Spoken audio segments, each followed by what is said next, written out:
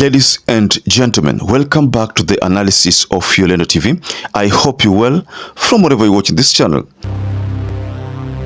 So if you're still wondering at what happened that led to the parliament invasion, or you're still wondering how people got to the parliament, then you'll be shocked at what is happening in Venezuela. En las primarias, en esa gran victoria y de cara a la derrota que vamos a darle en las elecciones de año 2024. Por eso, mañana nos encontramos presentando que juntos Venezuela gana. Los espero.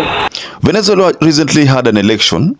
And this election highly contested, but one that oppositions have termed highly rigged, one that has been rigged, and world leaders have asked for a total reveal of the breakdown of election results. So Venezuelans took to the streets, and if you see the video that is on your screen there, that is what is taking place in Venezuela. Now, President Nicolas Maduro was declared the winner by the electoral board in that country, and that is the reason why that kind of protest erupted. So I'd like to take you to the full story happening here, because this will shock you. And this is coming at a time where youths in Kenya are still planning for another round. I think they're saying that this is another round of maandamano that's going to start on the 8th of August 2024, and they call it Nane Nane, and the target is to achieve 8 million people in Nairobi CBD, and the plan is laid out there in the public domain, and I shared it in another video. So I want to take you to this story of Venezuela. What is happening? President Nicolas Maduro is really getting it rough here, ladies and gentlemen. Now, before I take you to this story, please like this video. It's so important. If you like this video, that is the only way YouTube get to share our content, and that is the only way you get to support us.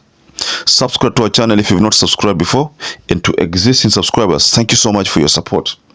Venezuelans have taken to the streets, yes, and this is after the Electoral Authority officially declared President Nicolas Maduro the winner of an election that the opposition says was marred by fraud. The protest erupted across the country, with demonstrators even toppling a statue of Maduro's predecessor Hugo Chavez in the state of Falcon. So there, you can just check there and there. So let me just continue with this story. Okay, but the Electoral Commission of that country did not release the tallies from each of the 30,000 polling stations across Venezuela, fueling political tension in South American nation and calls for greater transparency. Now, this issue of 30,000 polling station, does it remind you about something? 30,000 polling station. Just go below in the comment section, and do you remember 30,000 polling station in Kenya?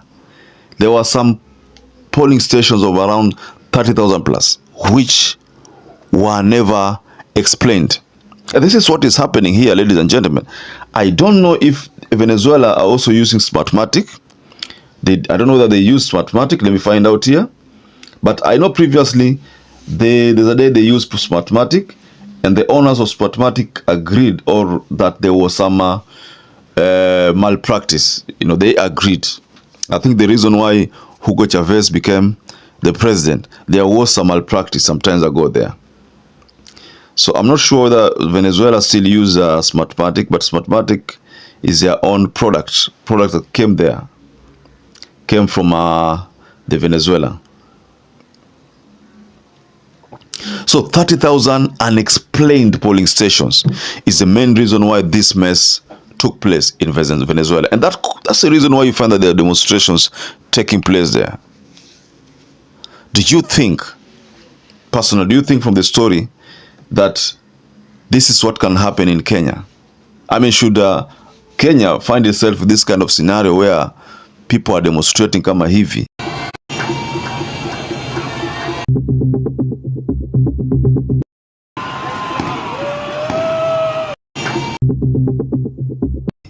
then I think hapo kutakuwa na shida. You know, last year when Raila called for demonstrations and youth were saying, some youth were saying Raila is anaharibu mambo, anaharibu biashara za watu, so he kept off demonstration. I believe you followed that story of Venezuela. You must have seen it somewhere, but that is what is happening. So let me wind up there, but until we catch up again, please stay safe and stay blessed.